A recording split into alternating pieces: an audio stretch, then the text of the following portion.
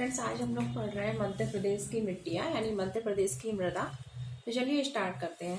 ठीक है, और इससे पहले जिन्होंने नहीं पढ़ा हो, कुछ हमारे लेक्चर हो चुके हैं मध्य प्रदेश के ऊपर, लिंक दे दी जाएगी डिस्क्रिप्शन बॉक्स में, आप लोग देख लीजिएगा। ठीक है, चलो स्टार्ट करते हैं। मिट्टियाँ, तो दोस्तों मिट्टी क्या होती है? तो देखो, जो हमारी जो पृथ्वी है, पृथ्वी की जो सबसे ऊपरी परत होती है ना, वो क्या कहलाती है? मिट्टी कहलाती है। ठीक है, अब मिट्टी जो होती है उसको अगर हम देखें मृदा की संरचना, तो उसमें काफी सारी लेयर होती हैं, ओ ए बी। ठीक है, ओ ए बी सी डी। ठीक है, ये सारी लेयर होती हैं। बस आपको इतना याद रखना है, मृदा जो है उसमें कितनी लेयर होती है? ओ ए बी सी डी। ठीक है, ये लेयर होती है। अगर हम मध्य प्रदेश में देखें तो मध्य प्रदेश में जो मिट्टी है, अब सबसे पहले तो हम देखते हैं मिट्टी क्या क्या हम पढ़ क्यों रहे हैं, मिट्टी की इतना मतलब इम्पोर्टेंट क्या है मिट्टी। तो देखो, मिट्टी जो है ना वो क्या है, अगर वो नहीं होती ना तो फसलें नहीं होती। ठीक है, तो हमारी जो कृषि को निर्धारित करने वाले जो कारक हैं, उनमें एक कारक क्या है? हमारी मिट्टी ही है, क्योंकि बिना मिट्टी के तो उत्पादन संभव ही नहीं ना। हालांकि आजकल काफी ऐसी टेक्निक हो गई है जिनमें हम बिना मिट्टी के भी उत्पादन कर सकते हैं। ठीक है, लेकिन फिर भी हमारा जो अधिकांश क्षेत्र है उसमें क्या है कि इस प्रकार मिट्टी से ही कृषि संभव है। ठीक है, और जो टेक्निक है वो काफी क्या है? महंगी है। हमारे जो किसान है वो काफी क्या है, मतलब इतने सक्षम नहीं है ना कि वो इन टेक्निकों का प्रयोग कर सके और उत्पादन कर सके। उनके पास तो सिर्फ उनका खेत है। ठीक है, खेत खलियान है, और जिसमें मिट्टी नेचुरल पाई जाती है, तो इसलिए मिट्टी जो है उसकी कृषि में काफी महत्वपूर्ण भूमिका है, और कृषि को निर्धारित करने वाला एक महत्वपूर्ण कारक है मिट्टी। इसलिए हम आज यहाँ मिट्टी को पढ़ रहे हैं। अगर हम मध्य प्रदेश में देखें तो मध्य प्रदेश में मिट्टी को कई कई प्रकार की मिट्टियां पाई जाती हैं। जैसे कि सबसे पहले अगर हम देखें, ये क्या है? हमारा मध्य भारत का पठार। कल हमने बताया था पठारों के बारे में, आप लोगों को पता होगा, और जिन्होंने नहीं पढ़ा हो वो पढ़ लेना, तभी उनको लोकेशन पता पड़ेगी कि कहाँ कौन सा पठार है। ठीक है, ये वाला क्षेत्र कौन सा है? मध्य भारत का पठार है, और यहाँ पर जलोढ़ मृदा पाई जाती है। कौन सी मृदा पाई जाती है? जलोढ़ मृदा पाई जाती है। ठीक है, अब जलोढ़ मृदा है, काफी उपजाऊ मृदा होती है। ठीक है, नदियां वगैरह जो होती हैं, ठीक है, जहाँ बहती है नदियां, उस क्षेत्र में जलोढ़ मृदा पाई जाती है। अगर हम देखें तो जलोढ़ मृदा वाला जो क्षेत्र है वो कौन सा है? तो आपको ये दिख ही रहा होगा, ये हमारे मध्य भारत का पठार वाला है। और मध्य भारत के पठार में भी कौन सा है? भिंड मुरैना वाला है जो जो क्षेत्र है। ठीक है, ये जो चंबल यहाँ से होकर बहती है। ठीक है, तो वो कौन सा क्षेत्र है? जलोढ़ मृदा का क्षेत्र है। और उसके बाद अगर हम देखें तो साइड में हमको दिख रहा है कछारी मृदा। ठीक है, तो हमारे मध्य प्रदेश में एक और मृदा पाई जाती है, कछारी मृदा। ठीक है, और इधर थोड़ा बलुई मृदा भी पाई जाती है। क्या बोलते हैं? बलुई मृदा पाई जाती है। नदियां वगैरह जहाँ होती है ना, वहां पर ये मिट्टियां पाई जाती है। ठीक है, अब इस क्षेत्र में नदियां तो इधर बहती हैं। ठीक है, यहाँ से कल हमने बताया था कि कौन सी नदी बहती है, इधर से सिंध बहती है, बेतवा भी। ठीक है, पहले एमपी में, फिर यूपी में, फिर एमपी में आती है। तो ये मिट्टियां यहाँ पर पाई जाती हैं। इसके बाद अगर हम देखें तो यहाँ पर ये कौन सा रीजन है? मालवा का रीजन है। ये कौन सा रीजन है? मालवा का रीजन। ठीक, कल हमने बताया था मालवा का पठार। अब मालवा के पठार में कौन सी मिट्टी पाई जाती है? काली मिट्टी पाई जाती है। जो लोग मालवा रीजन से होंगे और हमारा लेक्चर देख रहे होंगे, उनको वैसे ही पता होगा। ठीक है, उनको पढ़ने की जरूरत भी नहीं है कि वहां पर कौन सी मिट्टी पाई जाती है। काली मिट्टी, क्योंकि जो जिस क्षेत्र का होता है उसको उसके बारे में थोड़ी जानकारी तो होती है। ठीक है, तो यहाँ पर कौन सी मिट्टी पाई जाती है? काली मिट्टी। अब काली मिट्टी जो है ना, ये पूरे इस एरिया में, जो हमारा मध्य प्रदेश का ये पूरब साइड, ये उत्तर साइड, ठीक है, और ये पश्चिम का साइड वाला जो क्षेत्र है ना, यहाँ पूरे में ही ज्यादातर अगर हम देखें तो काली मिट्टी ही पाई जाती है। काली मिट्टी जो होती है कई प्रकार की होती है, ये क्वेश्चन बनता है। जैसे कि एक सामान्य काली, एक क्या होती है? गहरी काली, एक होती है छिछली काली। तो ये आपको याद रखना है कि कौन कहाँ कहाँ पाई जाती है। अगर हम बात करें कि काली, सामान्य काली मृदा, तो ये जो मालवा का क्षेत्र है ना, ये इधर कौन सी पाई जाती है? सामान्य काली मृदा पाई जाती है। और अगर पूछे कि काली मृदा, नॉर्मल काली कहाँ पाई जाती है, तो ये जो आपको दिख रहा है ना, ये घाटी वाला जो क्षेत्र है, नर्मदा सोन घाटी वाला, इसके इधर साइड में कौन सी पाई जाती है? काली मृदा पाई जाती है। और अगर आता है छिछली काली मृदा, कहाँ पाई जाती है? तो छिछली काली मृदा जो सतपुड़ा वाला जो क्षेत्र है, सतपुड़ा मेकाल श्रेणी आपको बताई थी, इसमें जो पश्चिम वाला क्षेत्र होता है ना, ये खंडवा, खरगोन वगैरह, बड़वानी, ठीक है, ये बैतूल वगैरह, इस साइड में कौन सी मृदा पाई जाती है? छिछली काली मृदा पाई जाती है। तो ये जो पूरा क्षेत्र है ना, ये पूरा क्षेत्र ही कौन सा है? काली मृदा का क्षेत्र है। कौन सा क्षेत्र है? काली मृदा का क्षेत्र है। और काली मृदा जो उसको 3 टाइप में बांटा गया है। ठीक है, नॉर्मल तो यही क्वेश्चन आता है कि मालवा में कौन सी मृदा पाई जाती है? तो काली मृदा। या मध्य प्रदेश के अधिकांश क्षेत्र में कौन सी मृदा पाई जाती है? काली मृदा। काली मृदा को हम लावा मृदा भी बोलते हैं, याद रखना। लावा जो होता है ना, लावा क्या होता है? जब ज्वालामुखी, जब आपको बताएं, जैसे कि क्या है हमारा? ज्वालामुखी है। ठीक है, ये क्या है, क्रेटर, उसका जो छिद्र होता है, ठीक है। अब ये जब एक चीज बताओ, जब ये क्रेटर और ज्यादा बड़े आता है ना, बड़ा हो जाता है, उसको कैल्डेरा बोलते हैं। फिर उसमें क्या पानी वानी भी भर जाता है, झील वगैरह बन जाती है। ये ज्योग्राफी का पोर्शन है, मैं यहाँ नहीं बताऊंगी कैसे होता है, जब ज्योग्राफी कभी पढ़ाऊंगी ना तब उसमें बताऊंगी।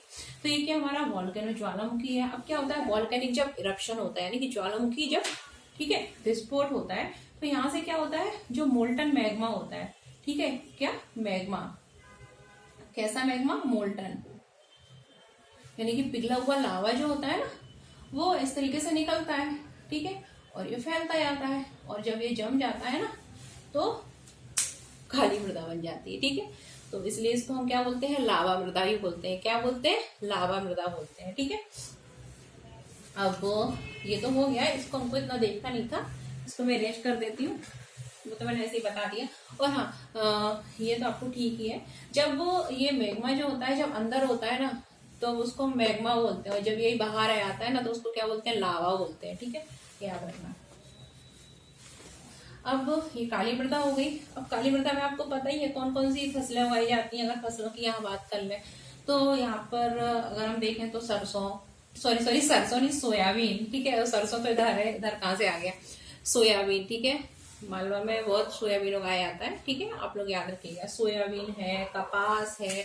यहाँ की अगर हम फसलों की बात करें तो कौन कौन सी फसल हो गई, एक तो होती है सोयाबीन, कौन सी, सोयाबीन, ठीक है, कपास, ठीक। ये सारी जो फसलें हैं ना काली मृदा वाले क्षेत्र में ही उगाई जाती है, मेनली सोयाबीन, कपास, याद रखना, ठीक है। इसी कारण कपास को हम क्या बोलते हैं, सुनहरे जिले किसको बोलते हैं, खंडवा खरगोन को बोलते हैं, क्योंकि इधर कपास का क्षेत्र है ना पूरा, तो खंडवा खरगोन को हम सुनहरे जिले भी बोलते हैं, ठीक है, याद रखना।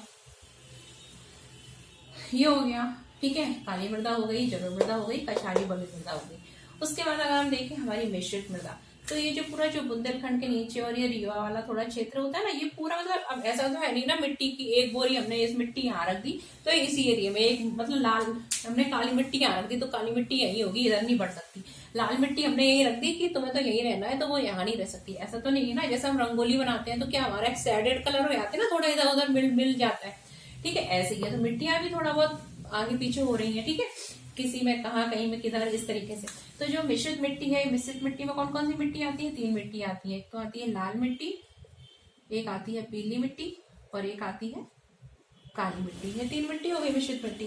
तो ये पूरा जो नीचे तक का रीजन है ना, यहाँ थोड़ी थोड़ी पाई आती है, बस आप इतना याद रखना, ठीक है। ये इस तरीके से काली मिश्रित मिट्टी का क्षेत्र है।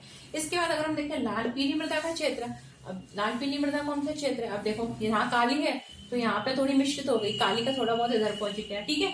लाल पीली इधर थी तो लाल पीली भी इधर हो गई, तो यहाँ पर रीजन कौन सा हो गया, मिश्र रीजन बन गया, मिश्रित मृदा हो गई, ठीक है। इसके बाद काली मृदा इधर तो पहुंचेगी नहीं ना, क्योंकि उधर उसका क्षेत्र ही नहीं है। तो यहाँ पे कौन सी मृदा होगी, लाल पीली का ही थोड़ा बहुत क्षेत्र होगा, क्योंकि काली का तो यहाँ तक खत्म, मिश्रित होके बस अब आगे नहीं बढ़ पाई, ठीक है। तो यहाँ पर कौन सा क्षेत्र है, लाल पीली मृदा पाई जाती है। और ये कौन सा रीजन आता है, मैंने आपको बताया था बुंदेलखंड वगैरह रहता है ना, सॉरी बघेलखंड का, बुंदेलखंड का ये रीवा पन्ना का पठार वाला, ये पूरा थोड़ा नीचे तक जाता है, ठीक है। और ये शिवनी, ये सिवनी वगैरह जो क्षेत्र है ना उसमें भी थोड़ी लाल पीली मृदा पाई जाती है, बालाघाट में नहीं पाई जाती, बस याद रखना, ठीक है। उसके बाद ये लाल पीली काली मृदा, ठीक है, नीचे तक जाती है। उसके बाद अगर हम देखें लाल पीली मृदा, तो लाल पीली मृदा ये बघेलखंड का जो क्षेत्र होता है ना, यहाँ पर कौन सी मृदा पाई जाती है, लाल पीली मृदा पाई जाती है, ठीक है। अब ये लाल पीली मृदा हो गई बघेलखंड वाला क्षेत्र।